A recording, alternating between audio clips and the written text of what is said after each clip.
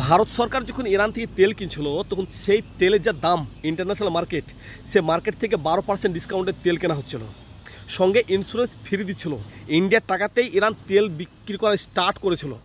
ইরানের হিউজ পরিমাণ একটা অ্যামাউন্ট ইন্ডিয়ান ইকো ব্যাংকে গচ্ছিত আছে, প্রায় 50 থেকে 60 হাজার কোটি টাকা, শুধুমাত্র তেল কেনা পারপাসে, যাতে ইন্ডিয়ার ক্ষতি না হয়। এটা ইরানের তরফ থেকে আসছিল। হঠাৎ করে আমেরিকা ভারতকে ধমকেছে এবং এপিস্টিল ফাইলের মধ্যে কিছু একটা ফাইল হয়তো ওর কাছে আছে, তার কারণে ইন্ডিয়া ইরান থেকে তেল কেনা বন্ধ করেছে। আজকে ইন্ডিয়াতে যে পরিমাণ তেলের ক্রাইসিস, বা যে পরিমাণ আপনি তেল পাচ্ছেন না বা ঘুরছেন, বা আমাদের গভর্নমেন্ট যিনি বলছেন যে প্রচুর পরিমাণ সমস্যা হবে, আপনারা বাড়িতে বসে বসে কাজ করুন, গাড়ি ঘোড়া চালাবেন না, এটা তার একটা প্রমাণ। এটা আমি বলছি না, এটা ইন্ডিয়ান ইকোনমিক টাইমসে আজকে প্রতিবেদন বলছে। আমেরিকা থেকে তেল কিনছে, ইন্টারন্যাশনাল মার্কেট যে রেট, সেই রেটে কিনতে হচ্ছে ইন্ডিয়াকে, কোনো ডিসকাউন্ট নাই, যেটা ইরান দিচ্ছিল।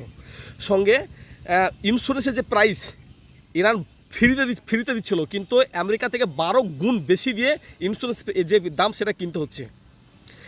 আমরা কোন জায়গায় দাঁড়িয়ে আছি, যেখানটায় পশ্চিমবঙ্গে গরু খাওয়া নিয়ে এত পরিমাণ মাতামাতি চলছে, এই সমস্ত ইস্যুগুলোকে বাদ দিয়ে সেই জায়গাতে ইন্ডিয়ার যে প্রধানমন্ত্রী, সে আরব কান্ট্রি থেকে বুকে বুকে জড়িয়ে ধরে বলছে ওটা নাকি দ্বিতীয় হোম। আর এই ইন্ডিয়াতে হিন্দু মুসলিমের একটা দাঙ্গা চলছে।